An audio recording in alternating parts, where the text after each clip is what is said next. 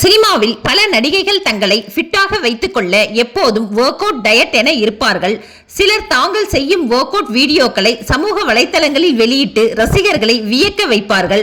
அப்படி தனது heavy work out மூலம் ரசிகர்களை அசத்துபவர்தான் நடிகை சமந்தா. உடல் ஆரோக்கியத்தில் கூடுதல் கவனம் செலுத்தி வருகிறார். இதனால் தன்னுடைய டயட் மற்றும் உடற்பயிற்சியை தீவிரமாக பின்பற்றுகிறார்.